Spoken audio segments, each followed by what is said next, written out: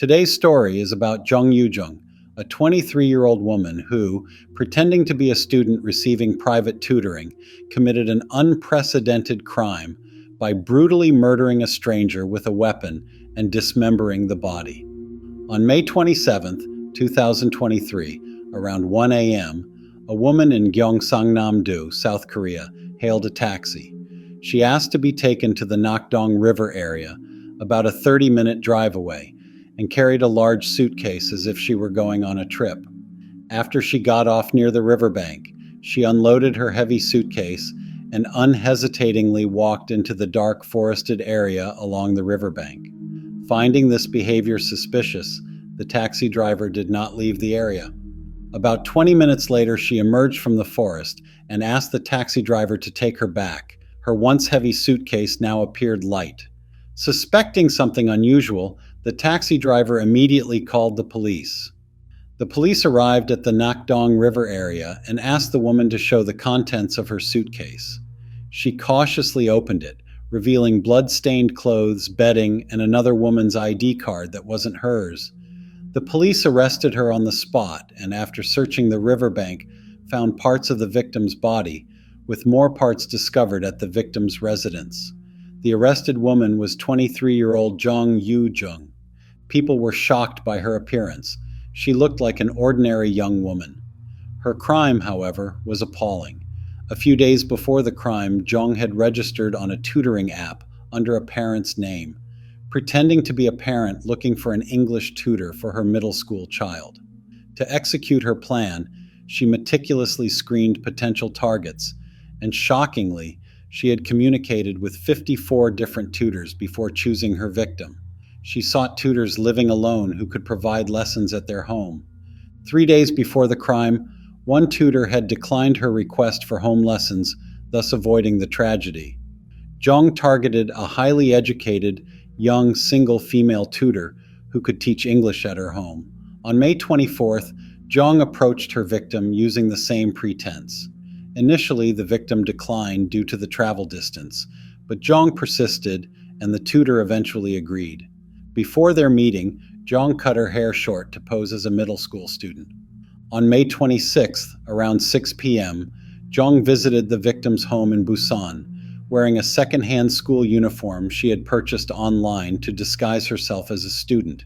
She initially revealed her real age and spoke of her troubled life, then suddenly mentioned that she wanted to commit suicide and had come to find someone to die with her. The shocked victim tried to flee, but Jung reassured her by saying it was a joke. Once the victim was off guard, Jung took out a prepared weapon and stabbed her. Over the next 10 minutes, she stabbed the victim more than 110 times until she died. Jung left the body at the scene, and within an hour and 20 minutes, she left the victim's house. She stopped at 2 supermarkets near her home, purchasing tools for dismembering the body, cleaning supplies, a shopping bag, and garbage bags. She showed no hesitation or loitering and even appeared to be in a good mood. This indicated that her crime was meticulously premeditated. However, she also displayed some puzzling behaviors that contrasted with her otherwise meticulous plan. After buying items at the store and returning to her house to fetch her suitcase, she went back to the victim's home but left again within 10 minutes, only to return to her own house. She repeated this trip, a 20-minute drive each way, a total of 3 times. In a situation where someone else could arrive at the victim's home and where she urgently needed to dispose of the body, it would be normal to feel anxious and hurried. However, she showed no such signs. Experts believe her bizarre actions were not deliberate, but rather a reflection of her disorganized personality and poor coping skills. They suggest that while she meticulously planned the murder, she failed to handle the aftermath effectively, resulting in her strange behavior. Jung began dismembering the victim's body to dispose of it, attempting to avoid identification by mutilating parts of the body to prevent fingerprinting. She placed parts of the body in a suitcase, took a taxi to a pre-planned location, and discarded the remains. Despite her careful planning, her execution was sloppy. She took a taxi alone at dawn with the body, raising suspicion and leading to her arrest. At the time of her arrest, Zhang claimed she was bleeding and had abdominal pain, leading the police to take her to a hospital. She lied about having killed her own child, prompting an obstetrics exam that found no evidence of bleeding or any other issues. Ultimately, she was arrested. During a search of Zhang's home, police found a note suggesting murderous intent, stating, "I won't be satisfied until I kill." They also discovered internet searches related to murder methods and body disposal. Initially, Zhang claimed that the murder was a spontaneous act during an argument with the victim. However, as evidence mounted and her family persuaded her, she confessed to the crime. She admitted that she had wanted to commit murder for the past 3 months and chose to kill a complete stranger. The public was shocked that she could kill someone so brutally simply to satisfy her desire to experience murder. On June 2nd, during a prosecution investigation, Zhang changed her statement, suggesting she was mentally and emotionally unstable.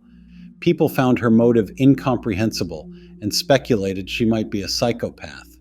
Indeed, her psychopathy test score was over 28, higher than the 25-point threshold considered indicative of psychopathy. A police official noted that her score was higher than that of many serial killers. Zhang grew up with her grandfather after her parents divorced, feeling neglected and experiencing conflicts. She felt betrayed and frustrated, particularly after her father remarried, forcing her to continue living with her disliked grandfather. Financially struggling 3 days before the crime, Zhang had a 2-hour phone call with her father, venting years of pent-up frustration and making comments hinting at parricide. She reportedly said, "If I commit a major crime, my father will suffer. I'll commit a major crime and then die." She demanded an apology from her father for her difficult upbringing, but he refused. The prosecution's psychological analysis concluded that Zhang Yuzheng may have sought to inflict pain on her father, from whom she craved affection, by harming a third party. The victim, who had worked hard as a tutor to relieve her parents' financial burden after graduating from college, was brutally and senselessly killed by Zhang Yuzheng, a stranger. Former classmates described Zhang as a quiet but sociable child during middle school. However, in high school, she began to change, exhibiting unusual behaviors and withdrawing from social interactions. She preferred to hide behind classroom curtains, eating snacks alone, and rarely responding to greetings or conversations, making her almost invisible in her class. She was neither bullied nor problematic, simply a quiet, peculiar child with no social skills. When Zhang was in her senior year of high school, she applied for a caddy position at a golf course. The interviewer vividly recalled Zhang's unusual demeanor. She did not respond to questions, avoided eye contact, and kept her head down, leading the interviewer to believe that she would struggle in social settings. Unsurprisingly, she did not get the job, but she persisted, sending in her resume 3 more times and eventually making a complaint call and using profanity when she received no response. People speculated that her strong desire to be a golf course caddy might have stemmed from the opportunity to live in a dormitory, escaping her uncomfortable home environment with her grandfather.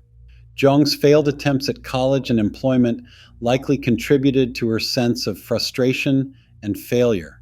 For the past 5 years, she claimed to be preparing for a civil service exam, but in reality, she was unemployed. Her cell phone records revealed no communication with others, and there were no contacts listed under friends, indicating she was a reclusive loner.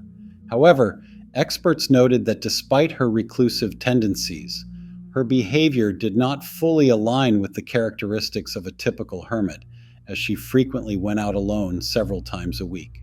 During these 5 years, Zhang spent most of her time consuming crime-related media, such as crime novels and movies. Experts suggested that while she showed some autistic tendencies, these were unrelated to her criminal motives. Before her first trial, Zhang dismissed her public defender and hired a private attorney. Unlike most criminals who hide their faces or keep their heads down, Zhang confidently looked around as she entered the courtroom, showing no signs of tension, guilt, or remorse. The judge sentenced her to life imprisonment and she appealed the decision. As she left the courtroom, Zhang did not look at the spectators, but only bowed to the judge. On June 13, 2024, the Supreme Court upheld the lower court's sentence, confirming life imprisonment and ordering Zhang to wear a location tracking electronic device for 30 years for charges of murder and body abandonment.